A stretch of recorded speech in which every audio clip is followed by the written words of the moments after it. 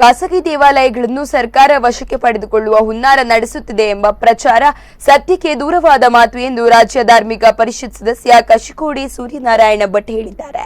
ಈ ಬಗ್ಗೆ ಬಂಟ್ವಾಳದಲ್ಲಿ ಪ್ರತಿಕ್ರಿಯಿಸಿದ ಅವರು, ಈವರೆಗೆ ಸರ್ಕಾರವಾಗಲಿ ಧಾರ್ಮಿಕ ಪರಿಷತ್ ಆಗಲಿ ಅಂತಹ ಯಾವುದೇ ಯೋಚನೆ ಅಥವಾ ಪ್ರಯತ್ನ ಮಾಡಿಲ್ಲ. ಹಿಂದೂಗಳ ದೇವಾಲಯಗಳ ಹಿತರಕ್ಷಣೆಯನ್ನು ಮಾಡಬೇಕಾದ ಕರ್ತವ್ಯದ ಬಗ್ಗೆ ಸಾಮಾನ್ಯ ಪರಿಜ್ಞಾನ ಧಾರ್ಮಿಕ ಪರಿಷತ್ ಮತ್ತು ಸಚಿವರಿಗೆ ಇದೆ.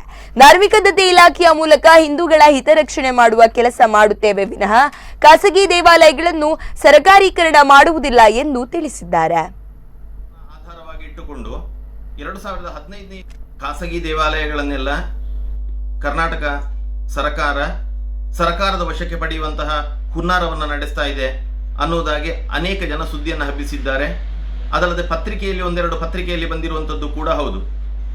ಆದರೆ ಈ ರೀತಿಯ ಹುನ್ನಾರ ಏನೂ ಇಲ್ಲ. ಇದು ಸತ್ಯಕ್ಕೆ ದೂರವಾದಂತಹ ಮಾತು. ಸರ್ಕಾರ ಅಂತಹ ಯಾವುದೇ ಕಾಯ್ದೆಯನ್ನ ತರುವಂತಹ ಪ್ರಯತ್ನ ಈಗ ಮಾಡಲಿಲ್ಲ.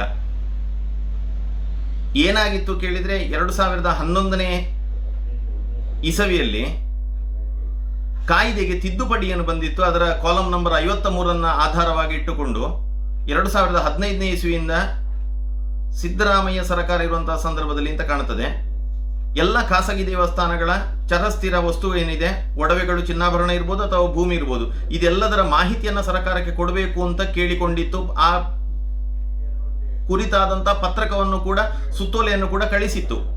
ಆನಂತರ ಪ್ರತಿ ವರ್ಷ ಸುತ್ತೋಲೆ ಕಳಿಸುವಂತಹ ವ್ಯವಸ್ಥೆ ಮಾಡ್ತಾ ಇದ್ರು.